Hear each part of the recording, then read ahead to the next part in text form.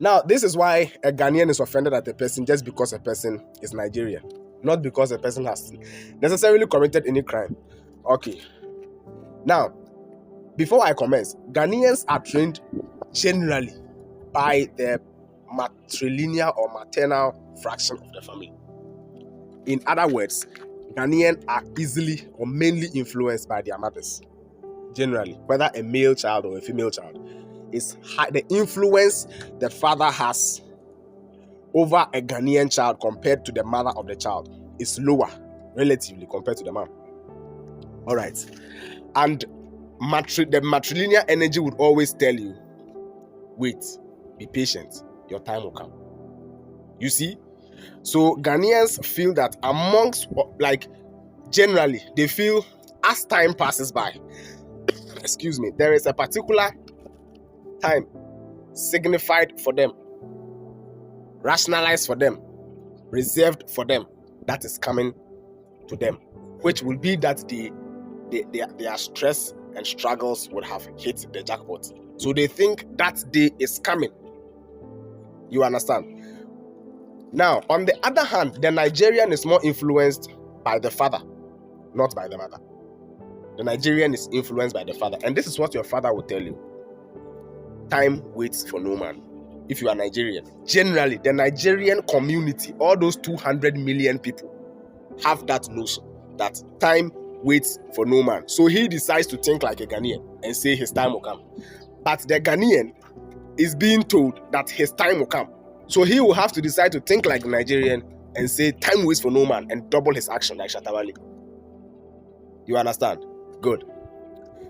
So, with this in perspective, when a Nigerian and a Ghanaian are on their daily duties, the pressure of the Nigerian seems too doubled for the Ghanaian. I say, you are too in a hurry, and it is offensive to the Ghanaian, generally because he was trained to believe his time will come. So why are you alone, behaving like as if the day is the whole day or the whole world is ending today? As if the day ends, the world has ended. That is how the Ghanaian will see you, a Nigerian, when you are forcefully acting as a result of the notion you were given from upbringing, that time waits for no man. You are simply being you. And the Ghanaian too is simply being him, feeling you should take your time a bit because he feels your time will come. You understand? So the Ghanaians who feel offended by Nigerians just because they are Nigerians and you feel they don't respect and you feel, because you were told that time waits for no man, because you, the Ghanaian, was taught that your time will come, you are very reserved generally than the Nigerian.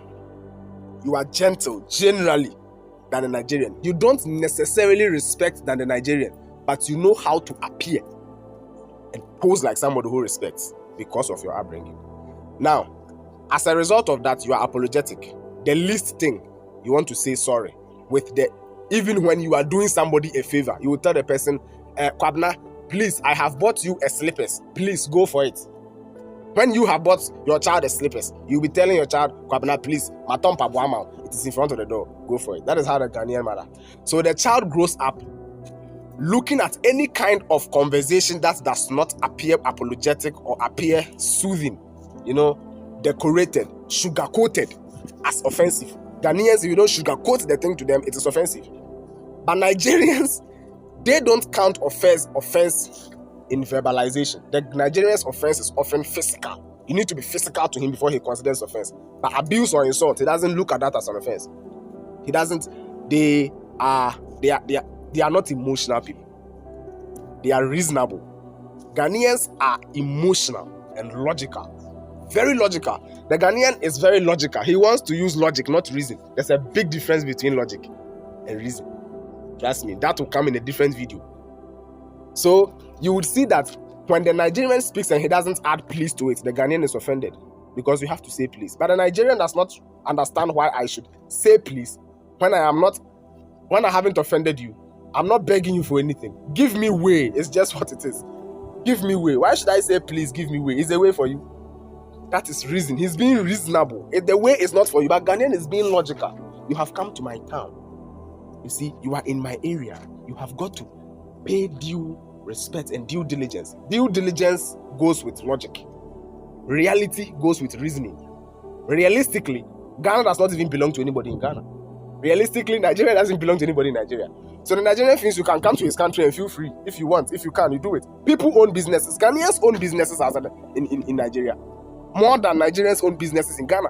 Just that the businesses in Ghana that Nigerians own are bigger than the businesses in Nigeria that Ghanaians own.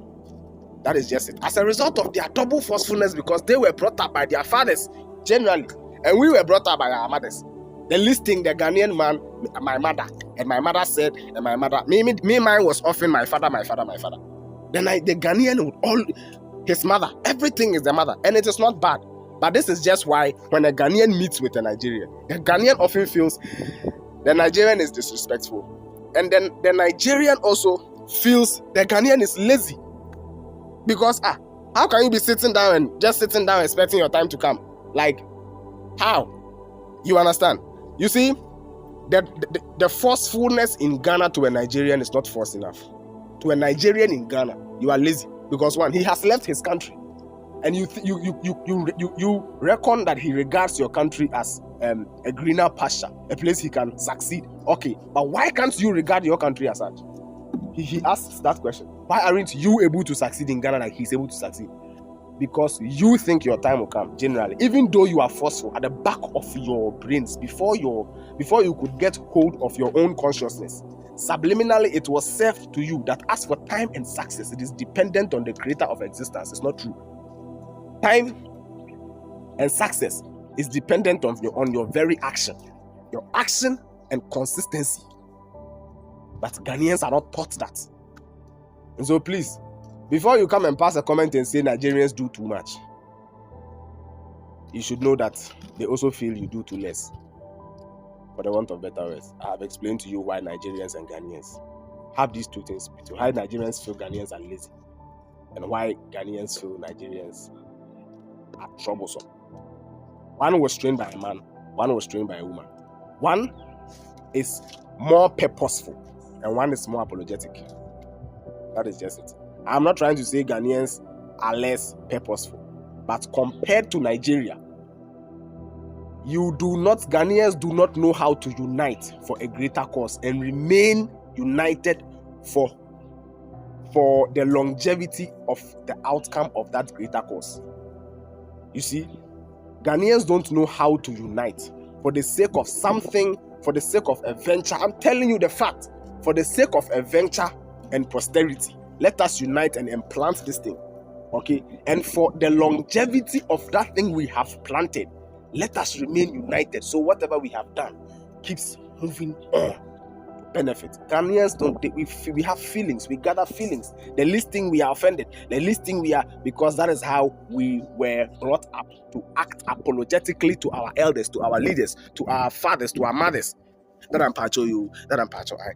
Nigerians also have a high amount. They would even lie on the floor for their elders, but they don't kiss us like Ghanaians do.